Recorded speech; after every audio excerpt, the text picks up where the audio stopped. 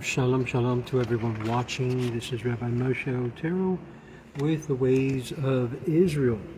And so we are continuing the question, do demons exist? Does demons exist in today's reality? And we're going to take a look at the rabbinical literatures, particularly the esoteric, mystical literatures in the Kabbalah. The Kabbalists made use of this motif current in the Talmud and in the Midrash with regards to demons.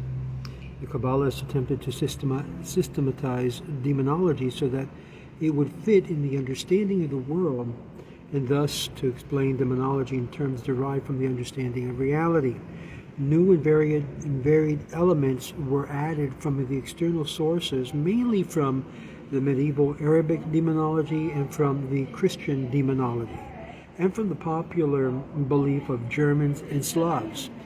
At times, these elements were linked more or less logically to the Jewish demonology and were thus Judaized to some extent. However, frequently the link was only external. Material was incorporated into Jewish demonology with almost no explicit Jewish adaptation. This is particularly true with regards to the sources of practical Kabbalah, which I mentioned in my earlier video is something that the rabbis had prohibited the Jewish people to get involved in. The real Kabbalistic belief mingled with folk belief, which in fact originally had no connection with the beliefs of the Kabbalists. This combination gives the late Jewish demonology marked syncretistic characteristics. The materials pertaining to this kind of demonology can be found in innumerable sources, and many still in manuscripts. Extensive research in this field in development is important to this terata of Jewish studies.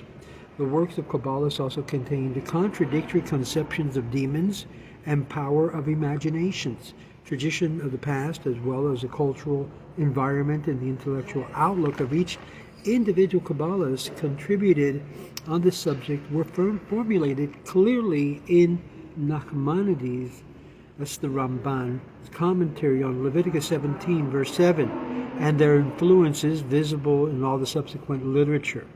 In Nachmanides' opinion, the demons, shadim, are to be found in the waste, in the garbage, shedudim, the ruined places, the cold places, such as in the north.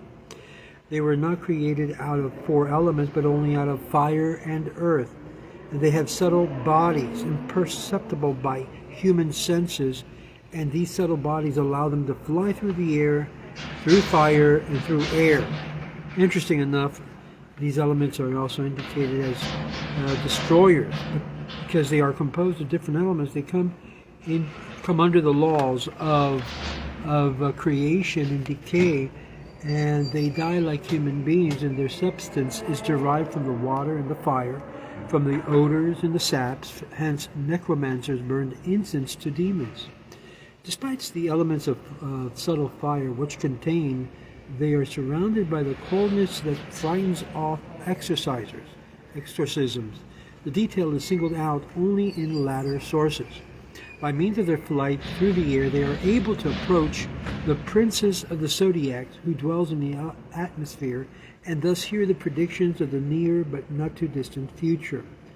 Nachmanides also hints in his commentary to Leviticus, or Vayikra 16:8, that the demons belong to the patrimony of Samuel, who is the soul of the planet Mars, and Esau. Esau happens to be the brother of Yaakov, and his subject among the nations, the angel of Edom, or Christianity. The Castilian Kabbalist, Isaac ben Yaakov HaKohen, Moses of Burgos, and Moses de Leon, notably important figures who developed the ZOHAR, in particular Moses de Leon, linked the existence of the demons with the last grade of powers of the left side of emanation of the Sitra Akra, or the other side of the Zohar, which, by the way, most Chassidut and most people who are looking at the LURIANIC Kabbalah basically delve a lot into this mystical aspect, which corresponds to it in its 10 sefirot of evil to the 10 sefirot of holiness. And therein lies and contains detailed description of the way in which these powers emanated and explains the names of the supervisors of their hosts. Their ideas are mainly based on internal development in the Kabbalistic circles. In the various sources, entirely different names are given to the upper grades of these demonic or satanic powers. However, they all agree in linking hosts of demons in the subhuman world, on the earth under the dominion of Samuel, Lilith, who appears for the first time in the sources as a couple. Numerous details about these grades are found in Sefer Hamud HaSemael by Moses of Burgos. In contrast, the Zohar, following the Talmudic legend, stresses on the origin of the demons in sexual intercourse between human beings and demonic power. Some demons, such as Lilith, were created in the sixth day of creation, and in particular the eve of the Sabbath, or the twilight of the Sabbath, as disembodied spirits. In other words, spirits that have no bodies. They sought to take form of a body through association with humans, at first with Adam when he separated with Eve from Eve, and then all of his descendants. However, the demons were created out of such unions as long as for this kind of intercourse. The sexual element in the relationship of man and demon holds a prominent place in the demonology of the Zohar. As a matter of fact, you can see a lot of sexual taboos coming out of the Zohar because of the desire of not to bring into one's own body the idea of a possession. Now, we'll get into that a little bit later. But as well as several later Kabbalist works, every pollution of semen, or you might say human ejaculation of semen, gives birth to demons. So when a man basically ejaculates, according to the mystical understanding, he's producing a demon. A demon. Albeit, this details of these relationships are remarkable, similar to the belief current in Christian medieval demonology about succubi and incubi. They are based on the assumption, contrary to the Talmudic opinion, that these demons have no procreating ability of their own and need human semen in order to multiply. That's the only way they can be replicated. In latter Kabbalah, it's pointed out that the demons born of man of such unions are considered his illegitimate sons. This is the reason why they are called Banim Shovavim, mischievous sons. And it's for this reason that in the death and burial, they come to accompany the dead man to lament him and to claim their share of the inheritance, and they may also injure legitimate, actual born sons and daughters. Hence, the custom of circling the dead at the cemetery to repulse the demons is also a custom dating back from the 17th century in a number of communities of not allowing the sons to accompany their father's corpse to the cemetery to prevent them from being harmed by their illegitimate stepbrothers. The terms shadim and maskim were often used as synonyms, but in sources there is a certain differentiation between them. In the Zohar, it's thought that they are spirit of evil men that become mazikim, harmers, destroyers, after their death, because they're spiritually contaminated. They can't ascend or descend, and therefore they're here in this dimension on earth, as it were, and they are serving to cause harm. However, there are also spirits of evil men that become mazikim, and they're also good-natured devils, as it were, who are propelled to help and do favors to men. This is supposed to be the particular true of those demons who are ruled by the Ashmedai, or Asmodeus, who accepts the Torah and are considered the Jewish demons. Yes, there are Jewish demons, my friends. Unpure, but they're Jewish demons. And their existence is mentioned in Chassidei Ashkenaz as well as in the Zohar, accordingly to the legend of Cain and Abel, who contains some of the impurity of the serpent, which had sexual relationships with Eve, possesses a certain demonic element. Various demons came from them. But in practice, the mating of female devils with human males and of male devils with female humans continued throughout history. These devils are mortal, but their kings and queens live longer than the human beings, and some of them, particularly Lilith and Naamah, will still exist until the day of the Last Judgment, according to the Kabbalah source of Zohar, chapter 1, verse 55. Now keep in mind, the Rambam did not accept this very rationally. And he was the only one in light of the majority of other rabbis who basically were bent towards mysticism. Various speculations were made upon the death of the kings of the demons, in particular Ashmedai. One popular view is that Ashmedai is merely the title of the office of the king of the demons, just as the Pharaoh is the title of the office of the king of Egypt. Every king of demons is called Ashmedai, and the word Ashmedai in Gematria is numerically equivalent to Pharaoh. The long genealogies of demons and their families are found in the Judeo-Arabic demonology. This is why I say Biden has an incarnated demon, but it's not Jewish. It comes to express the evil nature and the perverted nature of these elements in reality in this world.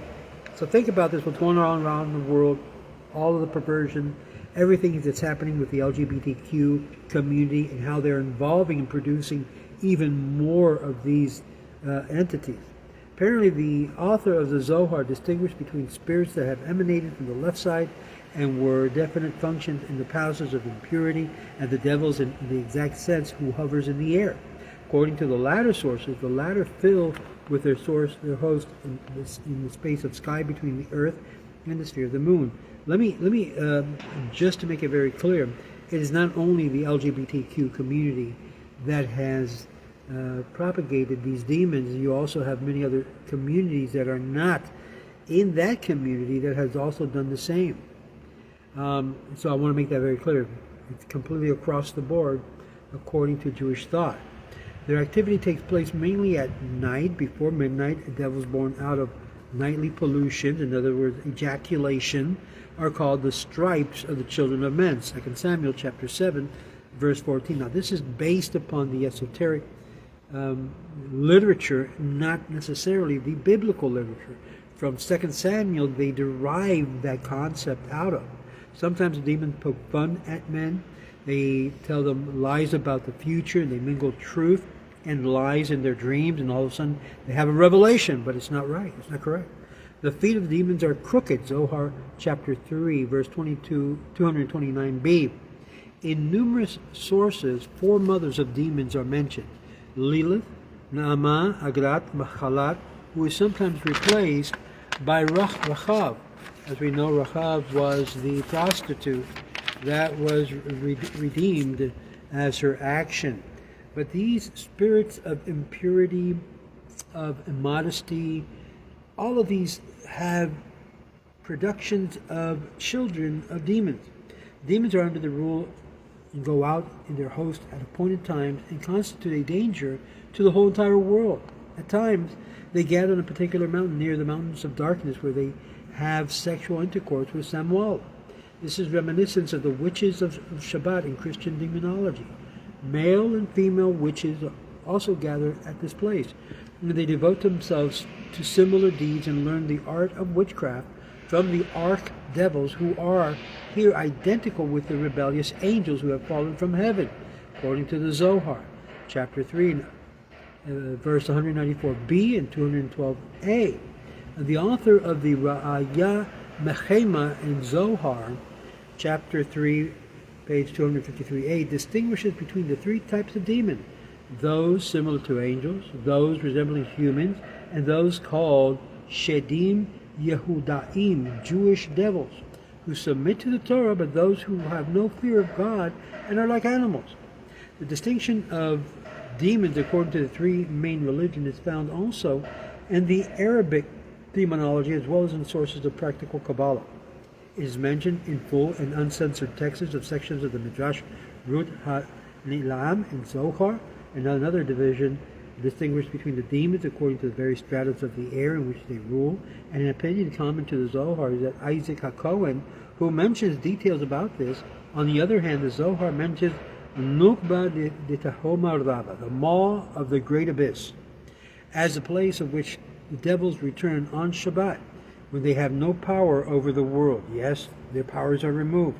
According to Bahaya ben Asher, the devils are also found in the refuge in Noah's Ark, otherwise they would not have been saved from the flood. Now, the kings of the devils were given names, and we're going to go into that in our next video as we continue this aspect of the rabbinical literature, including the Kabbalah and more recent materials coming out from the esoteric world, And this is one of the reasons why I'm going to emphasize this over and over again. This is one of the reasons why I do not encourage the study of Kabbalah. I don't encourage that. You've got to have some basic basis in which many people are floating around in the air, dabbling with these unclean spirits and having their heads washed out and their lives completely destroyed as a result. So I hope some of you would take advice and counsel of what I'm saying. Don't go into the Zohar. Don't go into the Kabbalah. Don't go into the mystical. Get back down on the basics of Torah, which gives you the shield and the protection that you need from all of these things that all surrounds all of us. Not only me, but everyone around here that's listening to this video. So keep in mind, you want to delve into the spiritual realm and you want to know about everything about Kabbalah, you're putting your life, your soul, your family, your whole entire existence on the line, and you're playing with fire when you play with unknown sources of Kabbalah. Even though they say it's kosher, it's probably not. I guarantee you. Most true Kabbalists are known not that they push Kabbalah, but they keep it quiet, and they do not reveal it so easily, but rather they mask it with Torah teaching. Because without Torah, there is no Kabbalah. There is no true sense of understanding the spiritual realm. So I hope this would be another good point of conversation. So anybody talking about Kabbalah, oh, come and study Kabbalah, guaranteed it's not a kosher Kabbalah that they're talking about. This is Rabbi Moshe Otero, Ways of Israel. Keep with us as we continue this study. Does demons exist? As you're seeing that even from rabbinical literature, the answer is yes.